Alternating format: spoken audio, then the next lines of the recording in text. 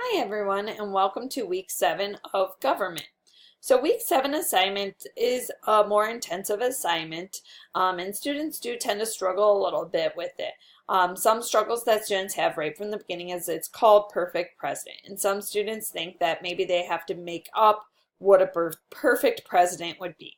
And now that's part of the assignment, but that is not the whole assignment. So as you can see, there's several slide requirements for the assignment. If you look at the directions and you read the directions, you have to put everything in your own words. You can use the textbook as a reference. You need to submit it as a PowerPoint. Your presentation should look professional, and each slide should have an image on it. A lot of students forget to do that part. So first slide should be a title/name slide. Second slide, you're going to describe presidential roles and duties as commander-in-chief. So just what does the president do as commander-in-chief? And you're going to need to probably use some additional resources there. Slide 3, job description. So what is the president's role as the chief legislator? So first question is more what does he do with the military? Second question is what he does more so with Congress, and you're going to need to probably use some additional resources. Slide 4, what are his duties with foreign policy? So what kind of treaties can he make with other countries? What can he do in relationship with other countries? What does it state in the Constitution? What powers does he have? What can he do and what can he not do? Same with the legislative branch. So what can he do as far as passing laws or not passing laws?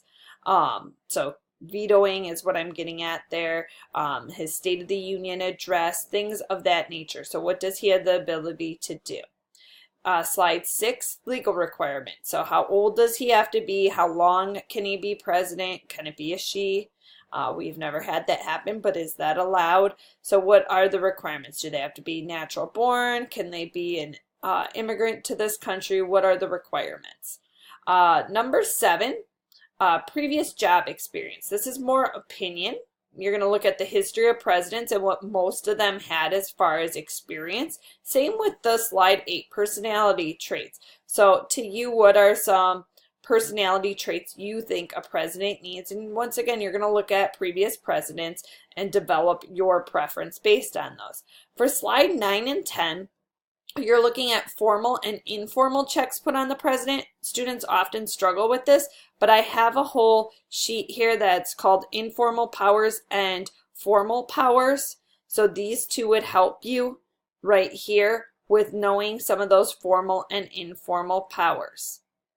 Now comes to more of your opinion. So what would be the best part about being president? So explain what you think the best part would be, and then explain what you believe the worst part would be. So that's slide 12. Slide 13 would be, would you ever be president? Why or why not? Make sure you give specific reasons. And slide 14 is where you talk about perfect president. So looking at all of our presidents, which president has come the closest in your mind to being the perfect president?